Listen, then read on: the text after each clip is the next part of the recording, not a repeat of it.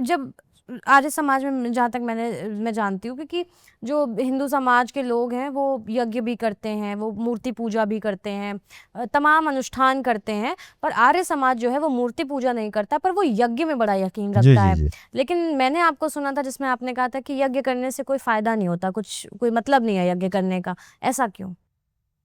वास्तव में देखा जाए, हमारे सनातन धर्म की सच्ची पूजा पद्धति यज्ञ है, जिसका वर्णन भगवान योगेश्वर कृष्ण गीता में करते हैं, शास्त्रों में मिलता है। यज्ञ एक वैज्ञानिक पूजा पद्धति है।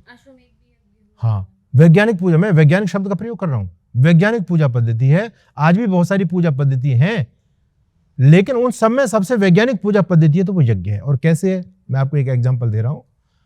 आज हम घर में भगवान मूर्तियां हैं, है ना, भगवानों की मूर्ति लोगों ने घर में बिठाई हुई है, लोग उन मूर्तियों को भोग लगा रहे हैं, रोज लगाते हैं। क्या किसी मूर्ति ने भोग खाया? नहीं खाया, है ना, भोग वैसे ही रखा रहता, मूर्तियां तो नहीं खा रही। तो क्या देवता भोग नहीं खाते? देवता खाते हैं, पर हम पर खिलाना नहीं आता देवताओं को। अगर आप मुझे खिलाओ, घर पर बुलाओ कि स्वामी जी आप हमारे घर भोजन करो, आपने खीर बनाई और खीर की चम्मच भर के मेरे कान में डालोगे, तो क्या खा लूंगा मैं? अगर आपको खिलाना है तो आहुति मुंह में देनी पड़ेगी। तो हम जब देवताओं को भोग देना चाहते हैं तो देवताओं का मुख क्या है ये हमको जानकारी होनी चाहिए। अग्नि वही देवानां मुखम, अग्नि सभी देवताओं का मुख है, मुख है सभी देवताओं का। और अग्नि सभी देवताओं का दूत भी है, अग्निदूतम वृणीमय, वेद भगवान कह रहे हैं। और दूत का काम क्या है? उसके चीज उसके पास पहुंचाना। आप जब यज्ञ करते हो, आप घी डालते हो, सामग्री डालते हो, मेवा डालते हो, मिष्ठान डालते हो, और यज्ञ के बाद में सब कुछ भस्म हो जाता है ना, देवता ने खाया नहीं खाया। ये वैज्ञानिक तरीका है देवताओं को खिलाने का। और जब आपने यज्ञ में इतने सारे मंत्र बोले, आपने भिन्न भिन्न देवताओं का नाम लिया, लेकिन आहुति कहां दे रहे थे? यज्ञ में दे रहे, अग्नि में आहुति दे रहे थे। अग्नि सभी देवताओं का दूत है। जब आपने अग्नि में भिन्न भिन्न देवताओं के नाम से भाग निकाला, आपका भाग वहां देवताओं तक जाएगा। तो कितना वैज्ञानिक पूजा पद्धति है। कृष्ण तो ये कहते हैं जो यज्ञ नहीं करता वो व्यक्ति पापी होता है, प्रतिदिन यज्ञ करना चाहिए। हमारे सनातन धर्म का मूल यज्ञ है, हमारे जितने पर्वों के मूल में यज्ञ है। हमारे जितने भी संस्कार हैं, सनातन धर्म में 16 संस्कार माने गए, एक भी संस्कार ऐसा नहीं जो बिना यज्ञ के पूरा होता हो। यज्ञ और हवन एक है? हाँ, अलग है? यज्ञ हवन एक ही चीज है। उसको याग भी बोलते हैं, उसको होम भी बोलते हैं, उसको हवन भी बोलते हैं, यज्ञ भी बोलते हैं, एक ही चीज है, चारों का एक ही अर्थ है।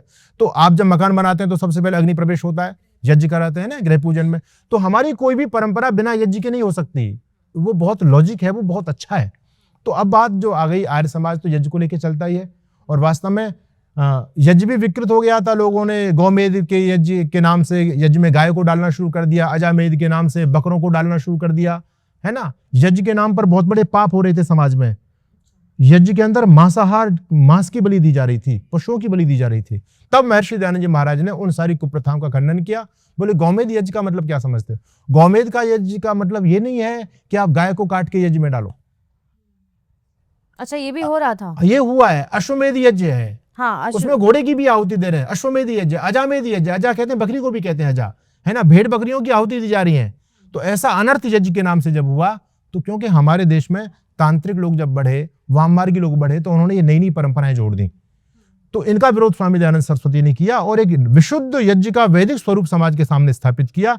आज हर व्यक्ति इस बात को एक्सेप्ट करता है, चाहे वो आर्य समाजी नहीं है, कि यज्ञ यदि सीखना है तो आर्य समाज से सीखें। आज हमारे पौराणिक भाई बंधु भी करते हैं, वो इतनी सारी सामग्री लेके और वैसी आहुति छुड़वा देते हैं, अग्नि जलाती नहीं है, उसमें भस्म करती नहीं है। तो अग्नि है मुख्य रूप से इसकी वो करती है। और